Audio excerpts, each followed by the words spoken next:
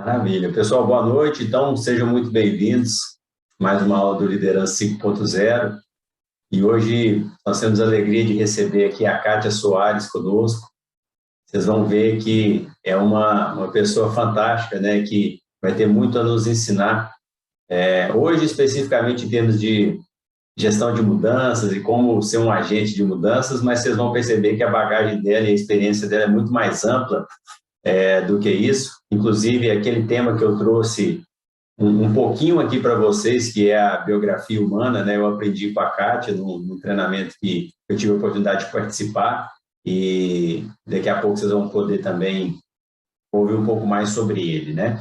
Mas só relembrando, a gente está no terceiro módulo aqui do nosso curso, a gente já passou pelo primeiro módulo da mentalidade empresarial, o segundo módulo sobre cenários e estratégias, e a gente está no módulo das artes gerenciais mistas, né? Então, a gente está aí se preparando para enfrentar os problemas que naturalmente surgem no nosso caminho empresarial, seja no nosso caminho CPF, seja no nosso caminho CNPJ, né? Então, a gente já passou aí por algumas etapas, vimos algumas ferramentas mais simples para lidar com problemas mais simples, vimos, né, um pouco sobre a filosofia Lean, vimos um pouco sobre a estratégia do Seis Sigma, vimos sobre PDCA, e a gente propositalmente colocou agora esse entendimento sobre como que a gente tem que lidar com essas mudanças, porque, no fundo, esse processo nosso de crescimento pessoal e profissional, ele passa por mudar, ou seja, sair de uma situação anterior e alcançar uma nova situação desejada. Isso, naturalmente, então, passa por mudança. E esse universo da mudança é um universo fascinante. Eu não vou antecipar aqui muito, né, para não dar spoiler, mas vocês vão perceber o quão profundo e complexo é esse tema, né? Não é simplesmente você alterar algo e simplesmente tudo vai dar certo, né? Existe um conjunto de variáveis, de fatores técnicos e humanos, né, que, se não forem balanceados, o tiro pode sair pela culatra, como a gente diz aqui em Minas, né? Então, por isso que a gente trouxe na aula de hoje essa visão do método do agente da mudança, ou seja, como que a gente pode ser um agente da mudança mais preparado e mais paramentado para usar as ferramentas e facilitar esse processo de mudança que acontece a todo instante com todos nós. Mas antes de entrar nessa aula de hoje, que é a nossa aula 27, eu queria passar a bola para o Israel, para ele fazer um resgate aqui dos melhores momentos da nossa última aula sobre o PDCA. Pode ser, Israel? Pode, bora lá. Fique à Bom, vontade. pessoal, valeu. Aí, só, Rafa, fica à vontade para complementar aí também, tá? Combinado. Bom, pessoal, esse aí é o mapa mental da última aula, né? Então, a aula 26 a gente falou sobre o método PDCA, né? Então, já que a gente está falando de um método, né, e como o PDCA, primeiro é lembrar que o PDCA é um método já consolidado, já tem tempo, participou muito da reestruturação do Japão após a Segunda Guerra, então já é algo que vem sendo comprovado com o tempo, né? E pegando um resgate mais lá no canto superior esquerdo da nossa tela, né? Isso parte muito sobre onde a gente está e onde a gente quer chegar, né? Então, a gente resgatou um pouquinho a ideia, né? Como que a gente faz esse caminho de onde a gente está para onde a gente quer chegar. E a gente trouxe a ideia do método, né? E a gente falou que a palavra método, ela é composta pela palavra meta, né? E do grego aí, odos, que é caminho, né? Então, o método nada mais é do que um caminho que vai te direcionar ou te levar a atingir uma meta. Então, vai ser algo que vai te levar de onde você está para onde você literalmente quer chegar. Uma ênfase que o Rafael deu dentro da visão do Falcone aí, né? É que sempre o que está te distanciando de onde você está para onde você quer chegar representa em si uma lacuna de conhecimento. Então, assim, se a gente soubesse, a gente já estava onde a gente deseja estar. Então, por que que hoje a gente não está, né? Então, na verdade, a gente tem aí uma lacuna de conhecimento, né? E sempre que a gente fala dessa lacuna de conhecimento, é literalmente caminhar rumo a um mundo, né, desconhecido. E aí trouxe muito bem uma reflexão, né? E foi a pergunta da aula, né? Como que a gente lida aí com o desconhecido, né? Será que a gente está aberto a mudar, a pensar de novas formas? O quanto a gente está propenso ao conhecimento que a gente precisa adquirir, né? E nessa mesma linha aí, a gente trouxe um vídeo também que fez uma reflexão muito interessante, né? Onde as pessoas pecam, né, nesse caminho rumo ao alcance das metas, né? Também foi um vídeo muito legal do Falcone, uma entrevista que tem aí já bastante divulgada, né? Então, o que ele listou lá como os principais pontos, né? As pessoas, né, ou as empresas estabelecem metas que não são desafiadoras. Então, aí entra aquele detalhe, né? Talvez o maior perigo nosso não é mirar baixo a mirar alto e errar, né? Mirar baixo e atingir, alcançar, né? Porque pode ser um sinal que a gente não se desafiou e, por outro lado, a gente vai se acomodar com o nível de resultado. O outro ponto é pular direto do planejamento para a execução. Isso tem muito a ver com a nossa cultura ocidental, né, digamos assim. Quando o PDCA se consolidou muito, né, pós-guerra Japão, e a gente percebe o quanto a cultura e a filosofia japonesa sobre o planejamento ela é muito forte. Então, eles não enxergam o planejamento como uma perca de tempo, mas sim como um investimento. E muitas vezes nosso perfil é executor, então a gente já tende a partir direto para a execução. O outro ponto é quando a gente planeja, mas de forma insuficiente. Então, a gente não gasta a energia, o esforço, não reúne as pessoas certas, de modo que a gente possa planejar suficientemente para alcançar os resultados. E o último é quando a gente procrastina na execução das ações, ou seja, o que vai levar a gente às metas, literalmente, é a execução das ações. Então, procrastinar, demorar a executar, executar fora da qualidade necessária, isso implica automaticamente em não alcançar as metas, ou não consolidar os patamares que a gente gostaria de alcançar. Falando agora da metodologia em si, o Rafael trouxe um insight que acho que é muito sutil, mas que é bom a gente falar, né?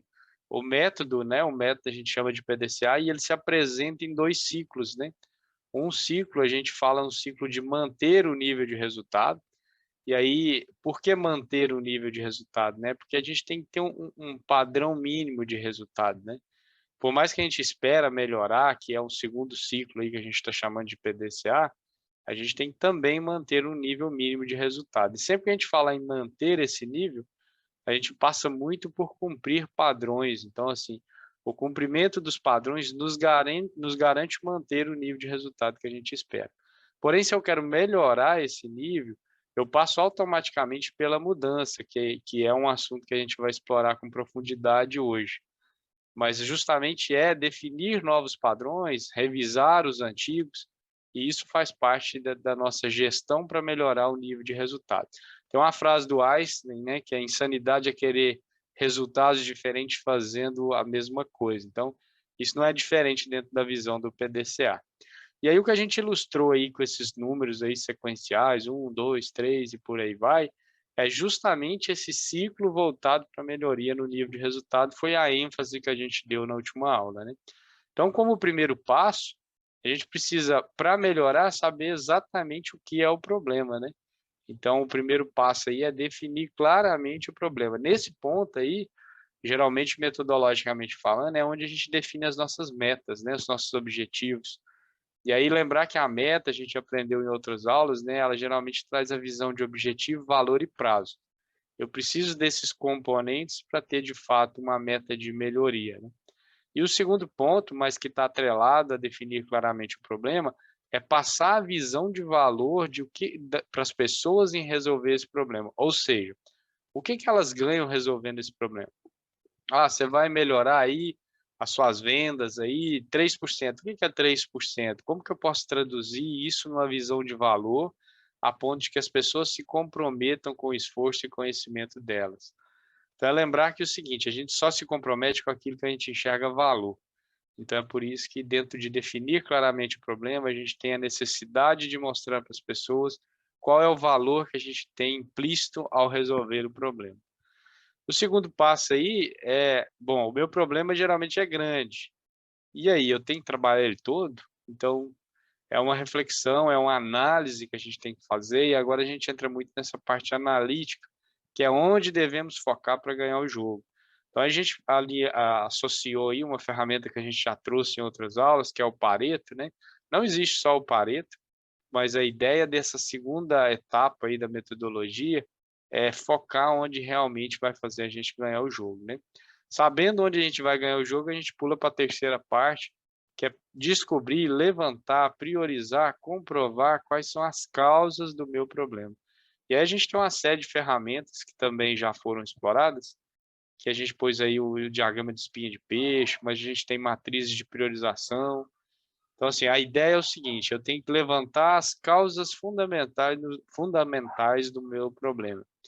E aí, assim, dentro dessa visão de levantamento, a gente também traz uma ideia de priorizar as que efetivamente vão ser trabalhadas e também comprovar se realmente elas ocorrem de fato. Passando para o quarto ponto, já com essas causas levantadas, a gente precisa propor ações que bloqueiam essas causas. E aí, assim, uma ferramenta que vem muito à cabeça, a gente já explorou ela um pouco em aulas anteriores, é a ferramenta do 5W, 2H, né? Que nada mais é do que estruturar essas ações que vão acontecer de modo a bloquear as causas. Então, quem vai fazer, quando, onde, como, por quê, quanto custa. Então, isso é o que está implícito dentro da ferramenta do 5W, 2H. Passando para o passo 5, aí, na etapa 5, é de fato executar as ações que vão garantir o alcance das metas. Então, é lembrar aí naquela onde a gente citou, onde as pessoas pecam no caminho rumo ao alcance das metas, está muito associada a procrastinar na execução. Então, a execução, de fato, é o que garante os resultados. Então, executar ações representa muito executar no prazo e com qualidade. Falando para a etapa 6, é verificar se essas ações que foram executadas, e tomara que seja no prazo e com qualidade, de fato deram resultado, né? Então, eu estou atingindo a minha meta, eu propus uma meta lá em cima e propus ações que me levariam a ela. Eu estou tendo esse resultado, as metas estão sendo batidas, e isso é uma reflexão que a gente faz nesse passo, a etapa 6 aí do PDCA de melhoria. E entrando na parte 7, é uma pergunta, né? O problema foi resolvido, as ações estão dando certo, a meta está batida, então o problema está resolvido, né? Então, como que a gente faz quando o problema está resolvido? Eu não quero restabelecer a condição do problema, então é ideal que a gente padronize o que de fato deu certo e treine as pessoas que são envolvidas, né? E aí, paralelo, já seguindo, quando a gente tem o alcance da meta e o problema foi resolvido, é ideal que a gente faça ao final do ciclo, né, do ciclo de melhoria, uma reflexão, que nada mais é do que ter uma ideia de lições aprendidas, né? O que deu certo, o que a gente precisa melhorar, e aí isso é uma reflexão que a gente faz na última etapa aí do ciclo PDCA. Só lembrando que, por vezes, a gente não alcança a meta, né? Então, como que a gente faz quando as ações não resolvem o problema, né? Então, vocês vão ver que a seta aí está direcionando aí para a etapa 2. Então, a gente volta na parte de análise e entende um pouco melhor o problema, o que aconteceu, qual causa eu não levantei, qual ação eu posso não ter executado direito, ou qual faz mais sentido a gente tratar para restabelecer o nível de resultado que a gente quer. Bom, era isso, Rafael. Não sei se tem mais algum ponto. Rafael, excelente. Show de bola. Obrigado mais uma vez aí pelo resgate, pelo mapa. Foi muito bom. Obrigado, viu? Nada. E vamos então entrar agora na nossa aula 27, que é o método do agente da mudança. Eu passei para vocês aí um pouco do currículo da Kátia e, óbvio, não vou passar por todos os itens aqui, até para poder já passar a palavra para ela e a gente poder aproveitar ao máximo esse tempo que a gente vai ter com ela aqui. Mas, em resumo, o que eu vejo, né, da Kátia é uma pessoa que tem uma rara habilidade e uma rara competência de conectar o mundo técnico com o mundo humano, com o mundo empresarial, né? Ou seja, o mundo empresarial ele é feito de pessoas, processos, né, tecnologia. Então, como que a gente engrena tudo isso? Muitas vezes a gente desenvolve demais a parte processual e tecnológica e esquece de embarcar e de alavancar e de desenvolver o coração de toda a empresa, que é realmente o ser humano. Então, eu tive a oportunidade de conhecer a Kátia no treinamento de formação de líderes, agentes de mudança, né, que eu recomendo fortemente para quem quiser conhecer, né, a empresa da Kátia. Ela vai comentar um pouquinho sobre isso, né, e que vocês vão poder abrir esse horizonte, né, entender um pouco mais sobre como que uma empresa, né, é muito mais humana do que às vezes a gente imagina. Então, Kátia, obrigado, viu, pela disponibilidade, por estar aqui conosco. É uma honra imensa receber você aqui. E vamos junto, viu? Somos todos Obrigada, ouvidos. obrigada, viu? Gratidão, gratidão aí por essa oportunidade. E você, como, né, um dos pupilos lá da nossa formação, é um super agente de mudança, né? Então eu fico muito honrada de estar fazendo essa vivência aí com você agora e podendo compartilhar um pouquinho desse conhecimento que eu sou super apaixonada. Deixa eu compartilhar então a telinha com vocês, porque eu estou aqui como host, né? Vamos lá. Vê se está enxergando direitinho aí. Tá ok, Kátia, tá ok. Pronto. Então, bora lá. Acho que é só uma introdução, né? Por que a gente está falando hoje da cultura da mudança humanizada, né? Porque, no fundo, só para fazer um preâmbulo, né? O tema mudança, ele se ressignificou completamente. Em 1990, o tema mudança organizacional, ele veio muito atrelado às implementações de RPs, né? De PeopleSoft, SAP da vida, né? E outras tecnologias. O fato hoje de toda a evolução que o mundo está passando, né, o tema ele se ressignificou e está se ressignificando. Ele passou de ser simplesmente atrelado à tecnologia a tocar projetos, por exemplo. Então, a maioria das empresas no processo de mudança começou a aumentar o número e a quantidade de projetos, e aí a grande necessidade das pessoas entenderem como faz uma gestão de projetos, né? E aí entra no PMI, né? E aí entra nas metodologias PMBOK. E aí hoje, por exemplo, o PMBOK, ele está mandatoriamente com uma disciplina gestão de mudança inserida dentro dele. Então, por quê? Significa que mais um pouquinho esse tema mudança organizacional disparou, né, e com a necessidade de se trazer isso para dentro de projeto. E hoje, com toda a velocidade das informações que estão contidas aí no mundo, já não mais a disciplina gestão de mudança está contida só nos projetos, mas ela veio para dentro da cultura organizacional. E isso porque a liderança hoje está sendo chamada para ser um agente de mudança, porque hoje, para tocar uma mudança cultural e para tocar uma mudança organizacional, não se coloca isso mais na mão das consultorias, né? Isso se coloca nas mãos das próprias pessoas da empresa. Então, hoje, no finalzinho da apresentação, eu conto um pouquinho para vocês o que é a gestão, o que é a Agência da Mudança, né? Que é uma startup que eu fundei há 9 anos atrás, que cuida exatamente de mudança organizacional. Mas a gente procura hoje, cada vez mais, tocar a liderança. E essa rede precisa ser super montada lá dentro da empresa, né? Por quê? Porque uma pessoa só não vai fazer verão, né? Se você faz a capacitação como o Rafael fez, né?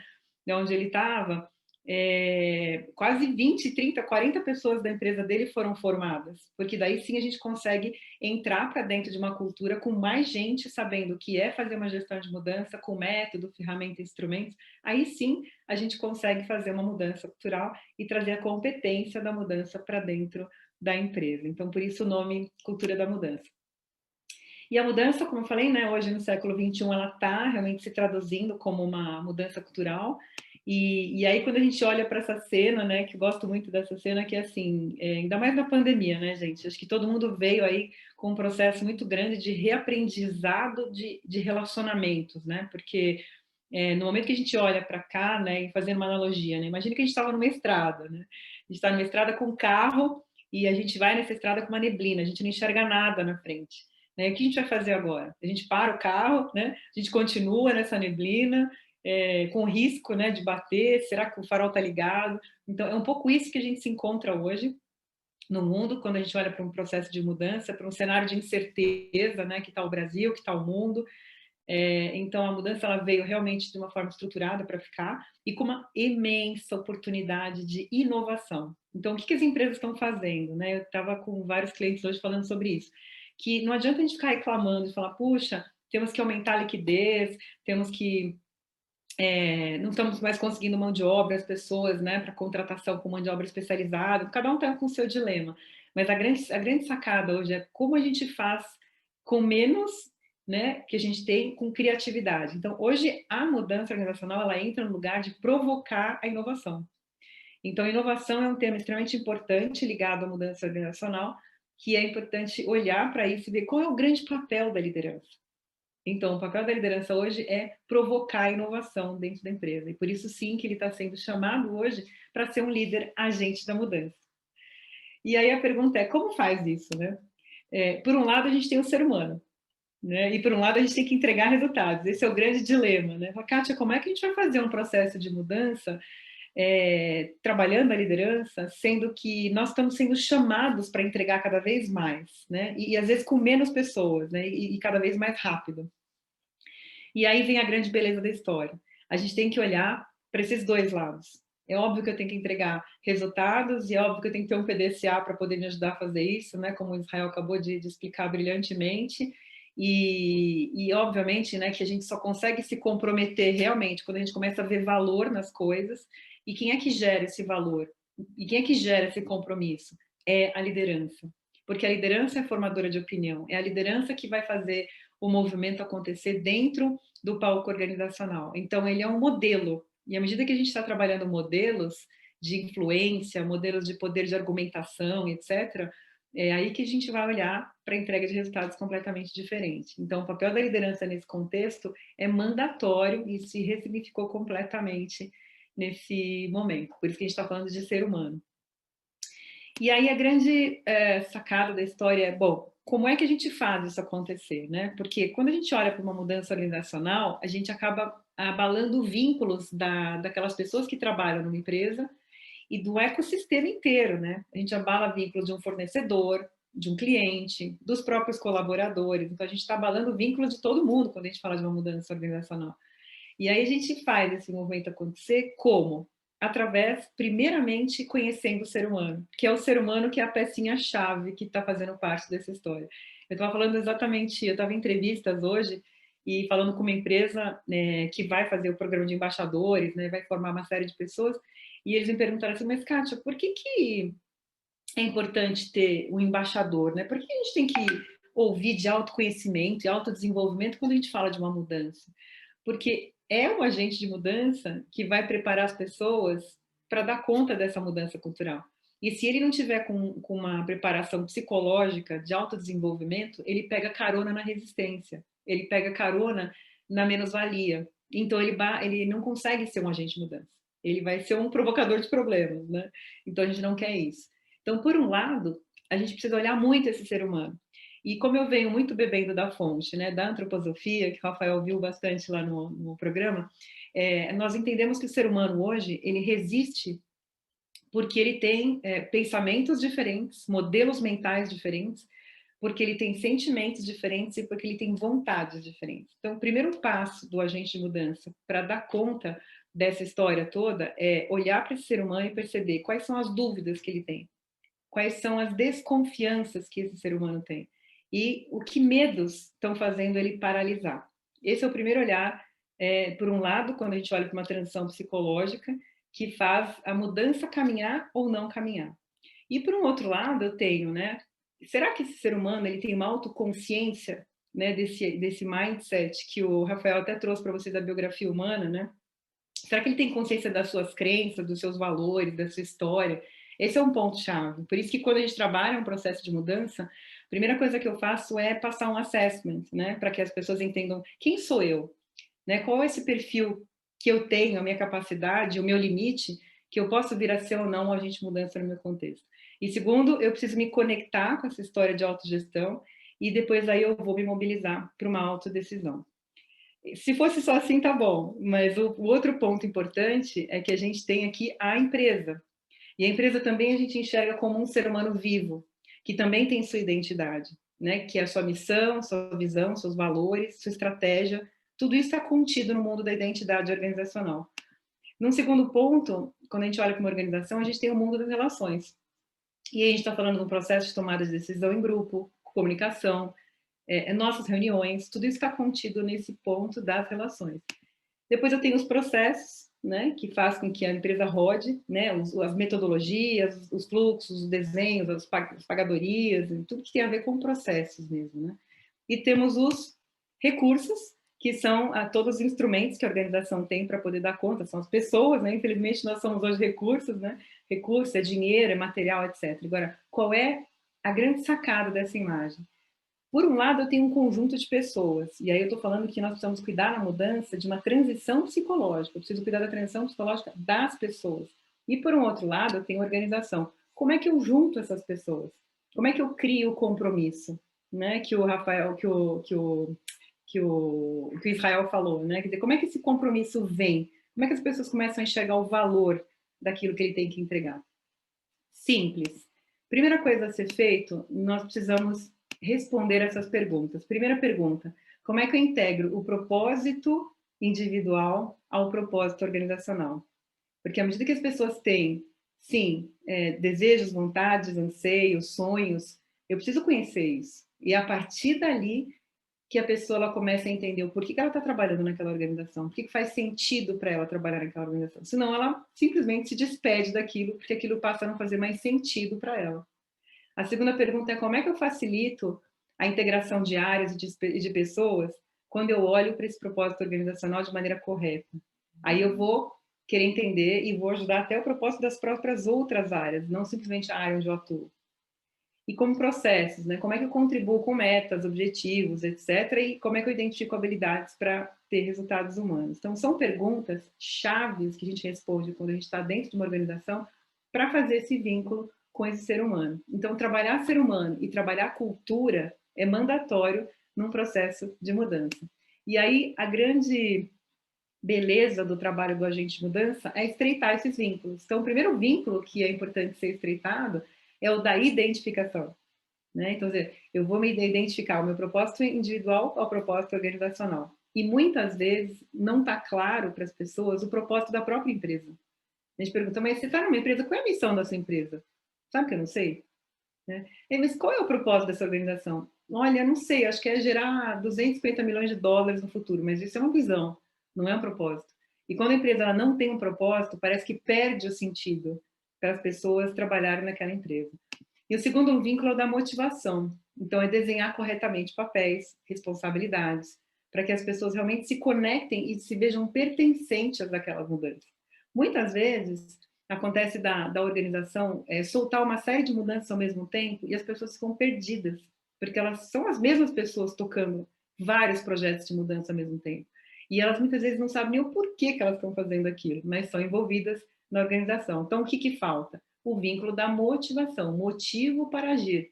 Então, precisa o quê? Ter papéis claros, responsabilidades, entender o porquê que aquela pessoa está naquela história. O projeto precisa ter um portfólio de projetos priorizados dentro da organização, porque as pessoas falam, nossa, Kátia, eu sou chamada por tantas coisas para fazer, que às vezes eu começo uma coisa e não termino. Então, meu grande dilema hoje é que eu não sinto que eu estou resultando na organização, porque é muita coisa ao mesmo tempo sendo feita. Então, esse vínculo é importantíssimo. E terceiro é o vínculo da dedicação, que é um pouco do que vocês ouviram falar do PDCA, né? Então, à medida que eu tenho metodologias, eu tenho ferramentas que vão me ajudando a realmente que esses projetos fiquem mais fluidos, eu consigo fazer desse momento um momento de quê? De dedicação. As pessoas começam a arregaçar a manga e começar a trabalhar. As pessoas começam a ter claramente uma visão cliente-fornecedor interno, porque ela sabe o que ela tem que entregar para o outro, o que o outro tem que fazer. Quando a gente não tem uma visão processual dentro de uma empresa, as pessoas ficam perdidas e começam a ir para o quê? Para o operacional. E aí, quanto mais operacional os líderes ficam, eles saem do papel de líder. E já não é mais um líder, eles já ficam operacional. E para finalizar, a gente tem aqui, então, o vínculo da segurança, que é um vínculo onde a gente percebe que é muito necessário, que tem a ver com salário, tem a ver com recursos, tem a ver com ferramentas, tudo aquilo que eu preciso para elaborar aquela mudança. Então, essa imagem, eu gastei um tempo falando dela porque ela é mandatória. Eu diria que ela é uma visão sistêmica de um processo de mudança, é a maneira como a gente inaugura uma mudança numa empresa. Toda vez que eu sou chamada para falar, Kátia, estamos aqui com um problema, minha diretoria quer trazer esse conceito aqui para dentro, eu uso essa imagem até para explicar para o tomador de decisão e dizer o seguinte: primeiro, como é que a sua empresa está constituída nesses 4 níveis? Você tem propósito? Tenho. Você tem planejamento estratégico? Tenho. O que você imagina fazer com o seu planejamento estratégico? Eu tenho indicadores, Kátia, eu tenho vários projetos que vieram do planejamento estratégico. Entendi. E como é que você passou isso para baixo? Como é que foi para as relações? Tem uma governança clara? Não tem. As pessoas não estão com essa governança, isso está só na alta liderança, ou isso está só numa área. Então, isso já é motivo para a mudança não descer, para todas as áreas não entenderem que a mudança precisa descer. Um outro exemplo, um processo de tecnologia, ele entra pela porta da segurança, aqui, ó, é um recurso. Eu vou implementar uma ferramenta nova na empresa. Ela entra por aqui, mas ela abala processos, ela mexe em processos, ela mexe em relações, porque vão mudar papéis e responsabilidades aqui, e obviamente vai mexer na cultura da empresa. Então eu trago isso também para todos os níveis. Então o que significa isso? Toda mudança organizacional, ela abala todos os vínculos, não importa por qual porta ela entre. Ela pode entrar com uma mudança de presidente, um IPO, uma compra de empresas, entra por aqui, ó. A mudança pode entrar pelo vínculo da identificação, mas ela vai abalar a motivação, vai abalar a dedicação e vai abalar o vínculo da segurança. Então, falar de mudança organizacional e de cultura organizacional e mudança é lidar com toda essa visão sistêmica e perceber quais impactos essa mudança está trazendo para cada nível organizacional que se encontra, que toda empresa tem. Bora lá, a gente não para nem para pergunta, né, Rafael? Vai indo, né? Vai seguindo. Vamos, se alguém tiver alguma dúvida, pessoal, pode levantar a mão, por gentileza, manda um comentário no chat, que aí a gente aciona a Kátia, viu? Pode fazer, porque a gente vai caminhando no conceito, os conceitos são complexos ainda. Mas vamos lá. E, então, à medida que a gente traz esse ponto, né, de que é importante e a mudança abala vínculos, é importante, então, entender, assim, que quais são as grandes dicas que eu tenho para poder entender esse processo de mudança? Primeira coisa que eu tenho que saber é ler cenário. Então, eu vou ter que ler cenário para entender, sem julgar, né, o que está acontecendo nessa organização. Por exemplo, eu até falei com o Rafael agora, quando eu estou um pó hoje, né? Porque eu passei hoje o dia inteiro no Zoom fazendo entrevistas. Então, o que eu fiz hoje? Eu fiz 1 hora de entrevistas com 10 pessoas para entender exatamente o que funciona aqui na organização. Eu fiz perguntas para elas assim, olha, como é que é a cultura da sua empresa hoje? A minha busca, né? Como é que isso está acontecendo aqui? Ah, e a governança de vocês? Está claro, não está claro? E os processos? Vocês têm ferramentas aí dentro? Então, todo esse processo aqui foi feito a partir de uma escutativa, que é uma leitura de cenário. Então, por onde todo o processo de mudança começa? Sabendo ler cenário. E o cenário se lê a partir de uma imagem desse tipo. Tem alguma perguntinha aí, Rafael? Kátia, ainda não, eu que mandei aqui um chat pro pessoal. Eu vi que alguém colocou. Bom, bora lá. Então, se esse processo começa com uma leitura de cenário, a gente precisa ouvir as pessoas. Então, o grande passo de um processo de gestão de mudança é a escuta ativa, né? Por isso que dentro da nossa metodologia, o primeiro passo da nossa metodologia, que eu vou mostrar mais na sequente, é aprender a olhar. Então, aprender a olhar tem a ver com análise de cenário, tem que aprender a olhar a empresa desta maneira. E segundo, eu preciso aprender a ouvir as pessoas, porque a partir dessa escutativa, que muitos elementos vão me ser dados para poder entender como eu vou gerir essa mudança. E aí eu trouxe um filme aqui muito legal, que é do nosso amigo Simon Sinek, que eu gosto muito, vou passar aqui para vocês, que representa exatamente essa questão da escutativa. Eu não sei se você está ouvindo, tá, Rafael? Porque eu não lembro se eu tenho colocado o som aqui, só um minutinho. Eu te dou um feedback. Tá. Peraí. If you agree with somebody, don't nod yes. Okay. If you disagree with somebody, don't nod no. You will be told your whole life that you need to learn to listen. I would say that you need to learn to be the last to speak. I see it in boardrooms every day of the week. Even people who consider themselves good leaders, who may actually be decent leaders, will walk into a room and say, here's the problem, here's what I think, but I'm interested in your opinion, let's go around the room. It's too late. The skill to hold your opinions to yourself until everyone has spoken does two things. One, it gives everybody else the feeling that they have been heard. It gives everyone else the ability to feel that they have contributed. And two, you get the benefit of hearing what everybody else has to think before you render your opinion. The skill is really to keep your opinions to yourself. Simply sit there, take it all in, and the only thing you're allowed to do is ask questions so that you can understand what they mean and why they have the opinion that they have. You must understand from where they are speaking, why they have the opinion they have, not just what they are saying. And at the end, you will get your turn. It sounds easy, it's not. Practice being the last to speak. E isso tudo tem a ver, gente, com o processo de ser antifrágil, né? Que tem aí muito sendo falado no mercado, né? Que nós precisamos saber pedir ajuda. nós precisamos saber fazer perguntas. Isso é um líder agente de mudança. E aí, como é que eu vou conseguir fazer uma mudança se eu não consigo compreender quem são as pessoas à minha volta? E aí eu preciso entender como é que eu identifico talentos, porque um líder ele não faz nada sozinho, ele faz com as pessoas. Então, trabalho em time é essencial quando a gente fala de mudança. Clarear propósito é essencial quando a gente fala de mudança. Então, um líder hoje, ele não pode entrar, como eu falava no programa, né, Rafael, na fazeção. Porque se ele entra na fazeção, ele sai desse papel de líder agente de mudança e entra no operacional e ele perde completamente a razão desse processo acontecer e com ele orquestrando essa história toda. Então, mais da metade, né, interessante isso, daquilo que a gente chama de comunicação é resultado da nossa escuta, ao invés de falar. Né? Então, por isso que é importantíssimo o líder hoje, quando a gente entra num processo de mudança, fazer 3 perguntas. Primeiro, o que já é tempo de me despedir? Né? Isso tem a ver com o nosso amigo William Bridges, que eu até sugiro aí a leitura de A Transição, né? Que é um autor bem interessante que fala do processo da transição psicológica, que eu vou falar para vocês daqui a pouquinho. Então, o primeiro ponto é o que já é tempo de me despedir? Às vezes não fica claro, a mudança chega e as pessoas falam, a gente está mudando aqui uma série de coisas, mas o que você está tendo que abrir mão para essa mudança acontecer? Nossa, que pergunta difícil, eu não sei. Então, essa é uma pergunta-chave. Segunda pergunta, o que será diferente a partir da mudança? O que eu vou ter que mudar em relação ao que está acontecendo agora? E terceiro, quem irá perder ou ganhar o quê? Porque quando a gente fala de mudança, tem a resistência, né? Nem todo mundo gosta de mudança, né?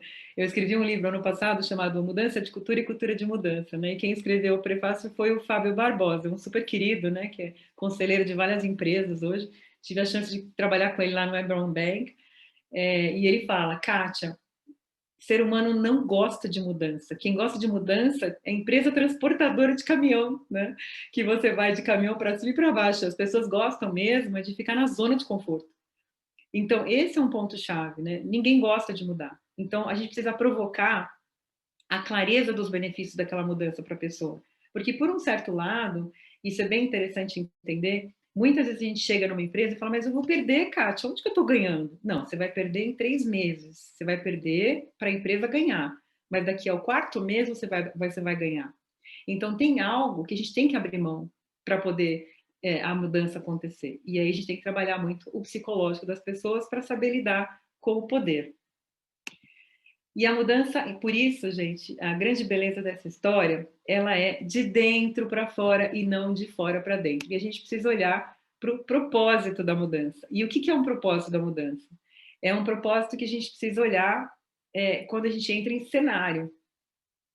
E o propósito da mudança, ele tem que estar muito claro, porque às vezes, né, até brincava lá no programa, às vezes tem uma campanha, sei lá, a área de comunicação sai fazendo uma comunicação, o RH da classe mundial vai fazer uma série de coisas, então, e sofistica aquela comunicação. Só que aquilo não ficou claro para as pessoas, não ficou claro por que aquela mudança está acontecendo, por que aquele time está reunido, por que a diretoria fez aquele comitê, nunca fica claro. E enquanto o propósito da mudança não estiver claro, as pessoas não se engajam e não se comprometem. Então, de novo, né, segundo a fala de Israel, só se compromete quando a gente enxerga valor. E para eu enxergar valor, eu tenho que compreender a mudança. Lembra do pensar, sentir e querer? Então, a primeira resistência que eu tenho aqui na minha cabeça é a dúvida. Se eu tiver dúvida do porquê que aquela mudança está acontecendo, eu não venho para o sentir. Ou seja, eu não vou concordar com aquela mudança. Né? Eu só vou comprar a mudança, que é aqui, ó, é no coração, se aqui for entender. Se eu não entender, eu não compro. E eu não vou fazer. Eu não vou fazer. Eu vou boicotar, vou fazer qualquer coisa, mas eu não vou fazer. Então, saber ler cenário é muito importante. E aí, só para lembrar que a gente está saindo desse cenário VUCA para o cenário BUNNY, né, que todo mundo fala, que quer dizer que a gente está entrando hoje numa história de fragilidade, de ansiedade, de não linearidade e de coisas incompreensíveis. Isso é muito bonitinho quando a gente olha para as letras, mas o que de fato a gente tem que fazer com isso? Exatamente isso, gente. Quando a gente olha para o V da volatilidade ou para o frágil do BUNNY, a gente tem que fazer o seguinte, planejar. E que bom que os meninos estão trazendo BTCA e uma série de coisas para vocês aí. Porque hoje em dia, para lidar com mudança, não tem o que fazer, vocês vão precisar planejar tintim por tintim, tem que ir para a prancheta de novo, e para essa prancheta vocês vão ter que entrar, desenhar tudo que vai ter que ser feito, e aí mandatório para saber lidar com mudança rápida. E aí entender o portfólio de mudança da organização. Para lidar com incerteza, né, com a ansiedade do mundo bunny, o que eu tenho que fazer? Eu não tenho previsibilidade de nada. Cada hora chega uma história, né? Eu vou ter que estruturar diálogos. Eu vou precisar ouvir as pessoas, ou criar uma rede de relacionamentos. Por isso que a formação de uma rede de agentes de mudança dentro da empresa é fundamental. Porque quando a gente não faz isso, uma andorinha não vai fazer verão. Então, eu preciso criar um grupo de trabalho ali dentro. E aí, esse grupo de trabalho, sim, vai fazer toda a diferença. E é ele que vai lidar com a incerteza. E eles que vão solucionar o problema. Complexidade. Como é que eu lido com o mundo complexo? Ou não linear, né? A gente está tendo uma interdependência das decisões cada vez mais difícil, né? A gente não vai mais tomar decisão sozinho. Dificilmente a gente está tomando decisão sozinho. Então, a gente vai precisar compreender cada vez mais as necessidades das pessoas com uma escuta ativa, né? E com a distribuição clara de papéis e responsabilidades. E aí a gente consegue entrar para o momento da rede. E a ambiguidade, a gente trabalha muito essa consciência, né, de que a gente precisa entender de cultura, né, a gente precisa entender de que nem todo mundo consegue interpretar as coisas da mesma forma, então a gente vai precisar entrar em ferramentas para saber ler cultura e saber interpretar todo esse cenário. Então, não é difícil, eu preciso planejar, eu preciso criar uma estrutura de rede e dialogar com essas pessoas, preciso desenhar papéis e responsabilidades claros e ter a consciência de usar ferramentas. E aí eu vou conseguir realmente lidar com esse cenário. Porque não resistir à mudança e avançar para uma resposta mais proativa é a chave. Então aí a gente vai ter que trabalhar o tempo todo, líder de mudança, com resistência. E aí qual que é a grande chave da história? Eu tenho que trabalhar com a minha resistência. Porque se eu não trabalhar com a minha resistência, o que vai acontecer? Eu embarco na resistência do outro, ou embarco no ego do outro, porque a gente está entrando numa história de sair do ego-sistema para entrar no ecossistema. A gente vai ter que trabalhar com multipessoas, vai ter que trabalhar com funcionário, parceiro, fornecedor, tudo ao mesmo tempo, né? Então não existe mais nenhuma chance da gente sair fazendo sozinho as coisas.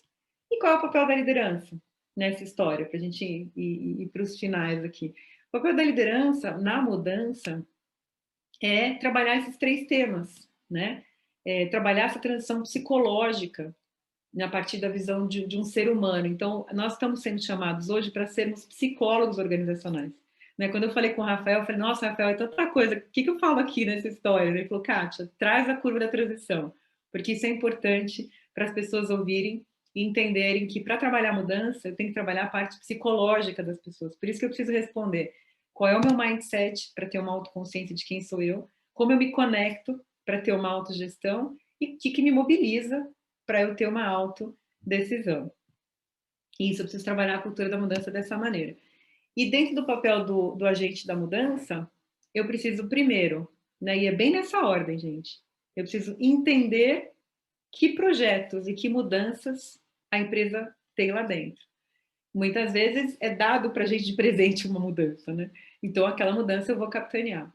À medida que eu tenho isso claro, eu vou cuidar das pessoas, eu vou apoiar os grupos e vou estruturar o processo de comunicação e de cultura na organização. Então, esses são os papéis chaves de um líder agente de mudança e é proposital, porque ele não consegue ir para grupo de forma geral. Então, o que significa isso? Não adianta eu chegar e falar assim, tem uma mudança acontecendo aqui, então vamos colocar todo mundo no auditório, vamos pegar 5 PowerPoints ali e falar para as pessoas o que está mudando, né, o que vai acontecer, e está tudo certo, está suficiente para as pessoas entenderem o que muda.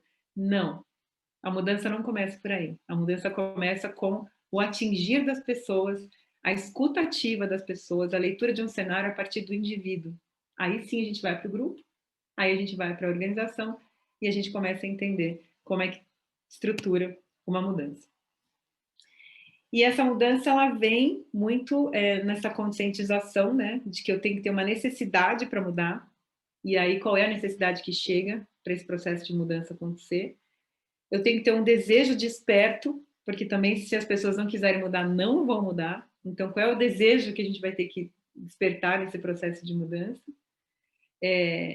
Qual é o conhecimento que eu tenho que ter trazido ali para poder as pessoas realizarem aquela mudança? Que habilidades e que reforço para preservar a mudança? Então, essa é a forma mais importante de trazer a mudança para dentro de uma empresa, criar condições. Então, tem que ter condições para criar. Muitas vezes eu recebo a pergunta, mas Kátia, toda empresa muda? Todas as pessoas mudam? Não, nem sempre. Por quê? Por que aquela empresa não pode mudar? Por que aquela área não pode mudar? Porque não tem uma necessidade para mudar. Não tem uma necessidade latente ali, né? E aí aquilo não acontece. E aí vem o ponto-chave, que é entrar no processo da resistência. Então, quando a gente tem o pensar, né, como a gente colocou lá atrás, como é que eu elimino a dúvida? Eu esclareço uma série de coisas, prazos, os impactos daquilo que vai acontecer. Eu tenho que esclarecer uma série de informações que muitas vezes não estão claras para as pessoas. E aí sim, eu consigo eliminar essa dúvida. E eu entro em contato e entendimento sobre a mudança. Só que se eu eliminar a dúvida, vem a desconfiança. E a desconfiança está no nível do sentir. E à medida que vem a desconfiança, eu preciso envolver as pessoas, né? Então não adianta botar um PowerPoint, informar, botar numa sala, fazer uma reunião. A pessoa ela já entendeu, mas ela não comprou a ideia. E aí tem que fazer o quê? Trazer para ela um papel claro, de onde ela vai tocar aquela mudança, e ela vai se sentir participante, pertencente daquilo, porque ela tem um papel claro naquilo. Aí sim, ela entra numa crença, e obviamente, para eliminar o medo, a gente capacita as pessoas. Então, o tempo todo, para lidar com resistência, a gente vai lidar com dúvida, desconfianças e medos. Então, a gente vai ter que entrar com esclarecimento, envolvimento e capacitação. Só aí que a gente entra em contato com uma crença e com um compromisso. E aí vem a famosa curva da transição, né? Que essa curva é mandatória para o processo, né, de desenvolvimento organizacional e de mudança, que é, à medida que eu trago uma mudança para dentro de qualquer área, de qualquer local da empresa, são as pessoas que são impactadas. E as pessoas sofrem esses sentimentos à medida que a mudança chega. Essa curva de transição ela foi criada pela Elizabeth Kubler-Ross. Ela estudou pacientes terminais, né, que morriam, e ela falou, puxa vida, né, todos os pacientes que têm processo de morte passam por esse conjunto de sentimentos, né? Muitas vezes você recebe a notícia, nossa, eu tô com câncer, vou morrer, é um choque, né? Aí, não, acho que eu não tô com câncer, né? Não, meu Deus, eu tô com câncer, o que eu vou fazer? Minha filha, meu marido, aí vai pra raiva, né? Mas por que eu peguei câncer, né? Que droga, né? O que tá acontecendo comigo? E aí sim, esse processo é o que a gente chama de término da mudança, e aí a gente vai para um processo seguinte, que se passou por ele, né? Vai para confusão, para dúvida e reflexão, porque aí a pessoa realmente entra no processo de depressão, vai digerir aquela mudança mesmo, né? Até relacionamento, quando a gente termina um relacionamento, a gente tem que viver, né, aquele término, e não simplesmente começar um relacionamento logo na sequência, né? Aí sim a gente vai depois para o processo de aceitação, de ação, confiança e entusiasmo. Então, existe para dentro de um processo de mudança, todo e qualquer processo de mudança, ele não é desconectado da emoção. Então, isso significa que a gente tem que prestar muita atenção que os indivíduos passam por isso aqui, né? Todo indivíduo passa, e passa cada um do seu jeito. Então, se eu tenho uma equipe de 10 pessoas, e aquelas pessoas estão passando por um processo de mudança, cada um pode estar no estágio. E eu como um líder agente de mudança, eu tenho que compreender o que eu vou fazer. Será que aqui é momento de alinhamento? Será que eu tenho que falar com ele aqui? Sim. Ah, então aqui é o momento que eu vou maximizar a comunicação? Sim. Mas aqui é o momento de reforçar a motivação. Eu não posso fazer o contrário, eu não posso querer trazer a motivação para esse momento aqui, porque ele está na dor, ele está no choque, ele está no medo. Então não adianta querer motivar alguém neste momento aqui. Ao passo que também não dá para eu poder trazer a motivação aqui, porque a pessoa já está na nova capacidade, ele quer compartilhar a experiência, ele já ressignificou a mudança dele. Então, o grande papel do líder de mudança é entender essas cinco ações que precisam ser feitas, elas precisam levar em conta as emoções que as pessoas estão incutidas. Então, trabalhar a mudança necessariamente é lidar com a curva da transição, e essa curva ela tem um tempo, e o tempo de cada pessoa é um tempo que não é do relógio, né? Tem gente que passa um ano aqui só na negação, tem gente que passa no medo, né? E aí a grande habilidade do agente de mudança é como é que eu tiro essa pessoa para esse outro nível até chegar num processo de novo começo. É por isso que isso é absolutamente psicológico. Quando a gente lida com mudança, é de dentro para fora e não só de fora para dentro, tá? Então, finalizando aqui, o que é legal a gente falar, né? É legal a gente falar que mudança é uma necessidade percebida sempre, né? Então, é uma equação. onde a gente percebe que a mudança só acontece quando a necessidade percebida, que é o quê? A vontade de mudar, é maior do que a resistência, que é o medo de perder. Então, não vai haver mudança, evidentemente, se a resistência for igual ou maior do que a necessidade. Então, essa equação para o líder é genial, porque ela entende que é fundamental entender as necessidades intrínsecas das pessoas, as motivações de cada um, as tristezas de cada um. E aí sim eu consigo conduzir uma mudança de forma estruturada. E aí a gente olha e vê, bom, então o que eu como líder tenho que fazer, Kátia? Eu tenho que dar ênfase nos valores e nos propósitos, né? E gerar confiança no time. E aí sim eu vou incentivar as competências. E não no ego e no medo. Porque se eu for simplesmente dar foco na dimensão técnica e econômica, e esse é o grande risco do líder que entra no resultado, né? No atingimento de resultado só, eu vou estar entrando para entender simplesmente o que está fora das pessoas. E aqui, a mágica da história é entender o que está dentro das pessoas. Aí eu vou gerar um ambiente de confiança. Então, para trabalhar a mudança, eu preciso gerar um ambiente de confiança. E aí eu vou ter que saber estabelecer valores e propósitos. E, obviamente, entender as necessidades de cada um. Então, ou seja, não tem mudança se não houver uma transição psicológica. A mudança pode acontecer de área, de chefe, de processo, mas não vai acontecer dentro das pessoas. E aí vai gerar uma resistência e não vai ter um compromisso. Tá? E aí, esforços de mudança que não levam em conta a transição são operações de sucesso que, infelizmente, o paciente morre, segundo o nosso amigo William Bridges. E as competências requeridas hoje, né?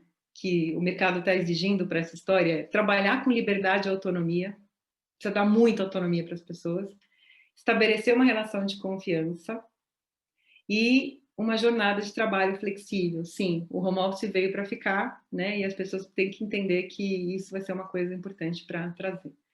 Metas coletivas chegou também para ficar, importantíssimo trazer metas coletivas, não só individuais, para que garantir o trabalho em equipe. E a mudança ela é realmente inerente ao ser humano e tem tudo a ver com a consciência das pessoas. Então, o nosso grande papel é tirar as pessoas da inconsciência para a consciência. Então, trabalhar muitas vezes esse movimento de você sair da incompetência inconsciente, ou seja, eu nem sei do que vocês estão falando, né? Entrar nesse momento aqui da incompetência consciente de eu conheço, mas eu não sei, passar para o sei, mas eu sei que sei, para entrar no movimento de conheço e sei o que eu faço, né? E esse é um ponto que precisa muitas vezes de metodologia, deixa eu passar aqui, porque isso é muita coisa. E aí, quando a gente olha para a metodologia, a gente está olhando para essa metodologia que foi criada, que conversa totalmente aí com o PDCA, né? É uma metodologia que está construída com base na curva do William Bridges que eu acabei de mostrar. Então, a gente olha para o passo 1 e passo 2, a gente está olhando para os 2 primeiros pontos da curva da transição. A gente olha para a parte de interação, gerir e sustentar. Então, toda mudança a gente planeja, desenha, constrói, implementa e operacionaliza.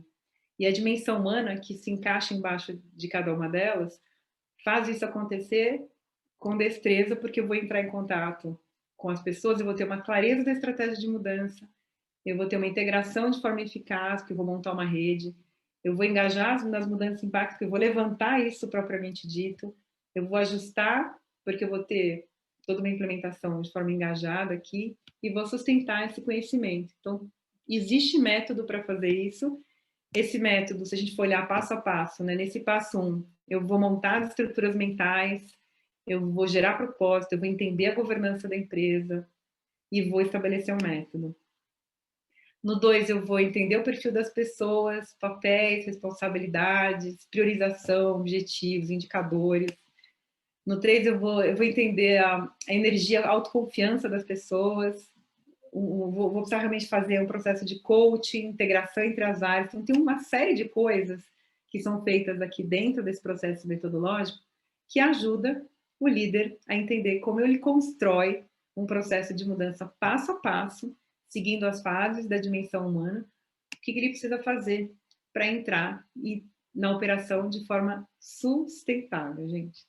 Então, isso que a gente está pregando um pouquinho aí no mundo, né? A gente tem trazido aí nessas 2 obras a compreensão do tema, né? Por quê, propósito, que é importante padronizar esse processo na empresa como um todo. Então, cada vez mais as pessoas entendendo um processo de mudança têm uma clareza disso, fica mais fácil montar isso lá dentro.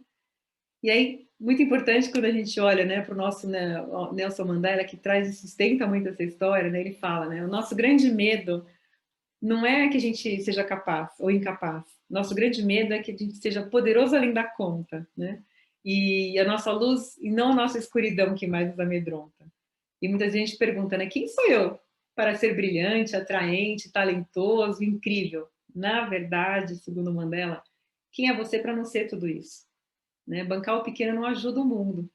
Né? E não há nada de brilhante em encolher-se, para que as outras pessoas não se sintam inseguras em torno de você. E à medida que deixamos nossa própria luz brilhar, inconscientemente damos às outras pessoas a permissão de fazer o mesmo. Então, trabalhar a mudança é neste lugar, de acender a luz dos outros. Mas para isso precisa de método, precisa de ferramenta, precisa de instrumento, precisa de uma rede para dar conta desse recado todo. E só resumindo aqui um pouquinho, né, o que a gente anda fazendo no mundo, né, nós somos mentores, capacitando redes, né, de pessoas por meio da autoconsciência das habilidades socioemocionais, ferramentas, métodos, para que essa cultura seja construída de maneira simples dentro das organizações. E que as pessoas e os negócios evoluam, não só os negócios. Né, hoje nós estamos impactando o ambiente ali com quase 35 empresas atendidas dentro dessa metodologia, mais de 3.500 pessoas capacitadas dentro do nosso programa, 2 obras, 1.500 horas de coaching e mentoria, né, porque é importante para preparar essa liderança nessa história. E temas que nós navegamos são basicamente esses, né, nós estamos entrando aí na gestão de mudança, na cultura, nas habilidades socioemocionais, muita transformação da liderança, trabalho de facilitação de diálogos, porque o diálogo veio para ficar, né? Isso aqui é um pouquinho da foto lá do programa para o Rafael matar a saudade, que lá a gente trabalha muito essa coisa da andragogia, né? Então da facilitação, técnicas lúdicas para poder trabalhar o autoconhecimento, o autodesenvolvimento das pessoas. Então a gente fala desde, né, trabalho de palestras mesmo até histórias, trabalho em grupo, tá vendo, ações lúdicas, tudo isso trabalha o agente de mudança para dar conta do que ele tem que fazer, né? A gente forma redes com várias técnicas, coaching, action learning, mentoria, palestra, tem de tudo um pouquinho, né, que a gente faz para garantir essa rede acontecendo, esses grupos. Linhas educacionais, que a gente tem várias aí, não só o líder agente de mudança, mas a gente tem o jovem transformador, alta liderança, o RH Business Partner, já inventamos bastante coisa, viu, Rafael, na pandemia, tanto assíncrona como síncrona. Esse aqui são as nossas nossos cursos assíncronos, né? Então estão 100% na plataforma Eduz hoje, com aulas gravadas especialmente para entender como é que eu me coloco como agente de mudança. Esse é o Business Partner, provocador da mudança na era virtual, também bem legal. E aqui é como a gente forma a cultura, então é um framework que a gente tem, então tem do 1 ao 8, um caminho lógico de como é que a empresa ela traz essa cultura de mudança lá dentro, né? Então desde o alinhamento do tomador de decisão, até o diagnóstico das necessidades, seleção do portfólio, identificação dos agentes, capacitação dos agentes, homologação da metodologia, seleciona a ferramenta e tem a mentoria para sustentar essa história toda. Então é isso que a gente tem feito para garantir aí a competência da mudança sendo instalada na organização. Isso aqui são uns poucos clientes que a gente já está trabalhando, né, ao longo de 8 anos, né, são várias empresas aí que a gente já está atuando. Quem quiser pode ter benchmarking com a gente, fica tranquilo, a gente faz benchmarking para vocês. E aí fica a dica, né? Quer dizer, a grande sacada dessa história é, né, o que eu tenho que mudar em mim para que outro mude, né? Então, a mudança, ela entra nesse lugar, né? Da gente entrar, sim, na metodologia, na ferramenta, no instrumento, mas nós somos os instrumentos, que a gente tem que refinar o tempo todo, e a partir desse refino, a gente consegue fazer a diferença no mundo. É isso, Rafael, gratidão, deixa eu compartilhar aqui, é muita coisa, mas eu falei, gente, não consigo nem selecionar o que vai ser legal falar, mas como isso vai ficar gravado, né, então aí as pessoas podem olhar e depois podem comentar e podem te pedir informações caso precise aí. É isso aí, Kátia, excelente, obrigado. Deixa eu ver aqui o pessoal, o Anderson levantou a mão, o Pessoal, vamos aproveitar, a gente tem mais 10 minutinhos ainda com a Kátia. Façam as perguntas, os comentários aí, fique à vontade.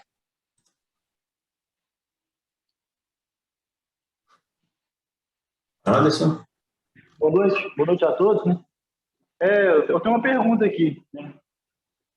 Vamos dizer assim, quando você entra na empresa, no caso, né, você fica cheio de ideias, né? Propõe mudanças e tudo mais, até, no caso, inesperadamente, pelo que eu percebi, a gente tem que se doar mais, no caso, ouvir mais, né? Por muitos métodos, e para você ter um conceito e entender o porquê aquela tarefa é feita de tal forma, aquele processo é executado de tal maneira.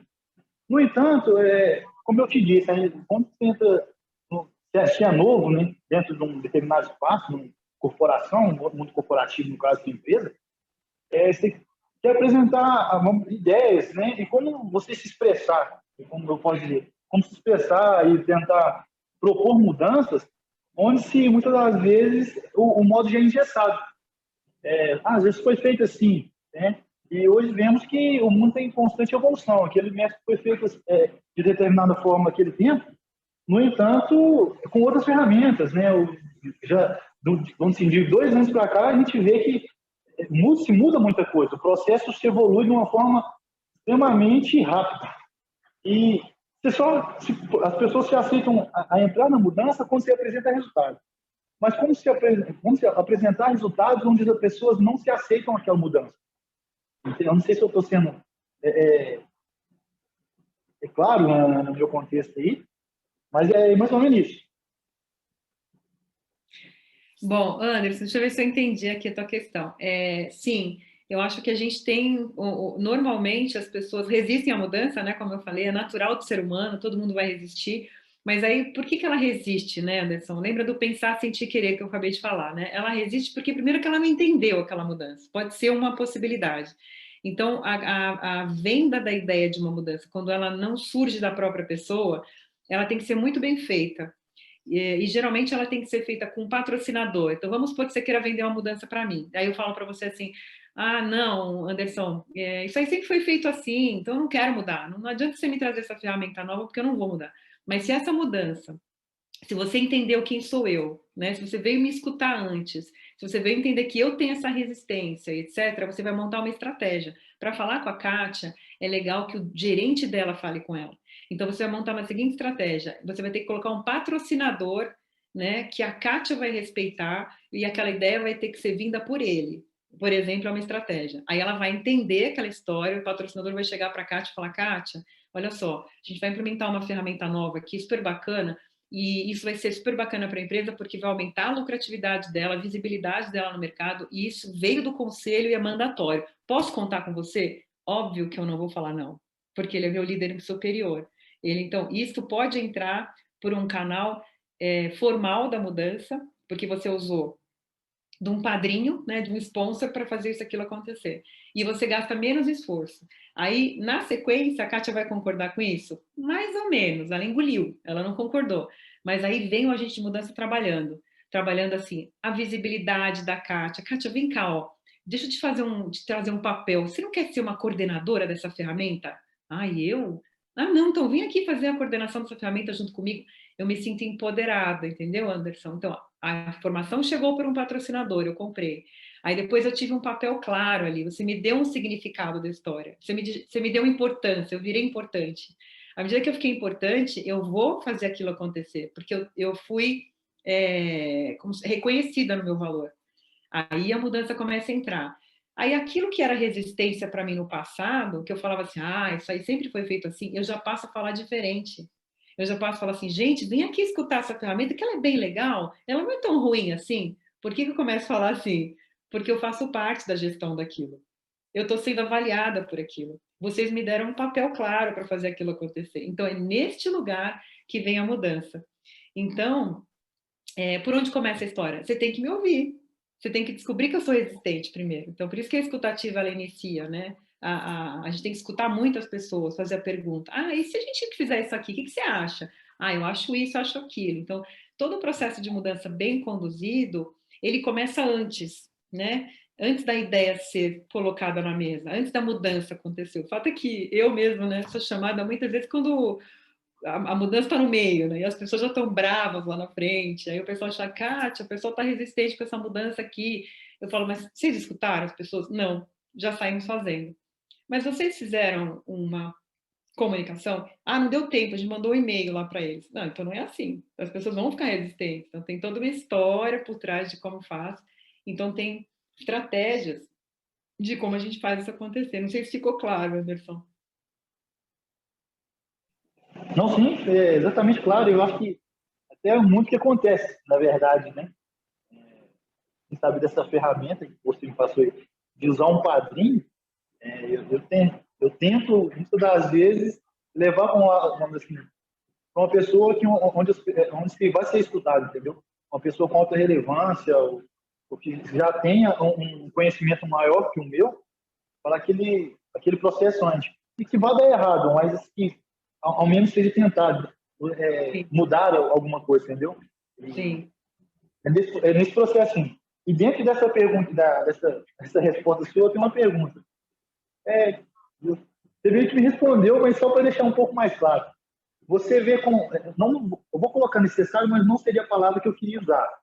Você vê necessário a gente fomentar alguma mudança, eu não digo antes, mas assim, eu queria um atrito, alguma coisa assim do tipo, uma faísca para que aquela mudança aconteça, meio que não de imediato, né? Não fazer você engolir a mudança em si, talvez um vocabulário mais informal, só para ficar mais entendido.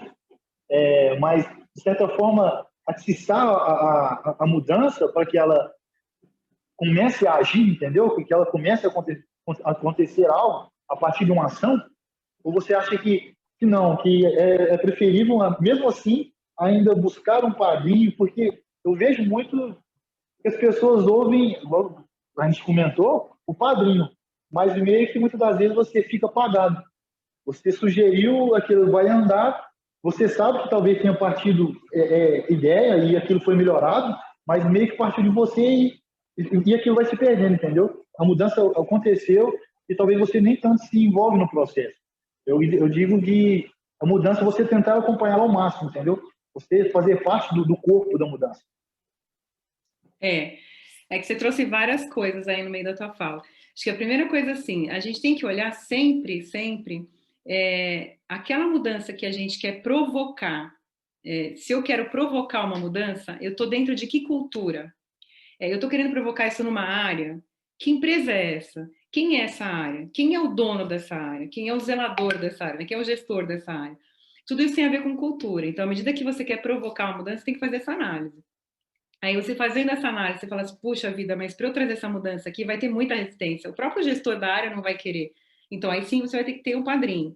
Aí você fala, mas como é que eu provoco uma mudança? Você pode provocar uma mudança se você for da própria área, né? Então você pode criar um sentido de urgência. Tem um livro que chama Liderando a Mudança, do Kotler, que ele é muito legal, que é uma metodologia que ele fala que o primeiro passo para uma mudança acontecer é você criar um sentido de urgência. Então, pode criar evidenciar dados, fatos, vamos supor que você é de uma área, você tem um gestor. Aí você fala, nossa, o meu gestor não quer mudar. Então, você pode criar uma pesquisa, mostrar para ele, olha, tá vendo esses dados aqui, ó, tá vendo o que aconteceu? As pessoas estão dessa forma, então a gente precisa mudar desse jeito. Pode ser um caminho, né? Agora, quando a mudança, o ideal de uma mudança, Anderson, é quando ela vem de cima para baixo. Infelizmente, eu gosto muito do bottom-up, assim, né, de baixo para cima, mas infelizmente o que eu tenho mais visto é que a mudança ela acontece quando ela vem de cima para baixo. Então, se você tem uma ideia bacana para querer fazer e provocar essa mudança, e você acha que na provocação, para a pessoa da sua área não vai dar, você tem que escalar e procurar o seu padrinho, e procurar a pessoa que vai te ajudar a vender essa mudança de maneira mais rápida, porque senão você não consegue fazer isso, né? Porque a mudança ela precisa vir realmente de cima para baixo. Eu não sei se eu fui clara aí. Não, perfeito, incrível. Perfeito. Depois só me passa o nome do livro, por favor. Muito obrigado. Você tem o livro, né, porque vai ficar gravada essa aula. Tem o meu livro, né, que é a Transição na Gestão de Mudança, que isso é bem legal de comprar. O segundo que eu escrevi ele é mais complexo, escultura de mudança, mudança de cultura, ele é mais complexo. Mas o primeiro é legal para começar, que é a transição na gestão de mudança. E o do Kotler, o Kotler é um autor bem simplinho, que ele coloca 8 dimensões para mudança, né? Ele fala, para você entrar com uma mudança no mundo, no mercado, numa empresa, primeira coisa é você criar um sentido de urgência, né? Aí depois você tem que criar uma coalizão administrativa. O que é uma coalizão administrativa? É um grupo forte no qual vai te ajudar a fazer aquela mudança acontecer, né? E aí você cria uma comunicação, e assim vai, ele vai dando todos os passos, que aí você vai entrando e vendo como é que funciona. Acho que esses 2 livros vão te ajudar a criar esse movimento internamente. É que eu estou aqui meio respondendo para você sem saber do que você está falando, mas tudo bem. Não, perfeito. Muito obrigado pela explicação aí. Foi ótimo. Muito bom, Kátia. Pessoal, nós vamos encerrar então aqui já. Obrigado aí pela presença de todos. Kátia, mais uma vez, muito obrigado, viu? Pela aula, pelas ideias. Tenho certeza que provocou aqui em todos nós uma reflexão sobre como que a gente tem lidado com as mudanças, né? Tanto as que acontecem conosco, quanto as que a gente provoca no nosso ambiente, né? E só antes de encerrar, pessoal, eu queria pedir a gentileza, a gente está fazendo a nossa pesquisa de satisfação, eu vou mandar de novo no grupo para vocês. É uma pesquisa muito simples, leva 1 minuto para responder. Então, por gentileza, eu vou mandar o link lá. Se vocês puderem responder, vai ser muito importante para nós ter esse feedback, viu? Mais uma vez, obrigado. Obrigado, Kátia. Obrigado, pessoal. Vamos junto, vamos para cima e vamos com tudo. Valeu. Um abraço e até a próxima.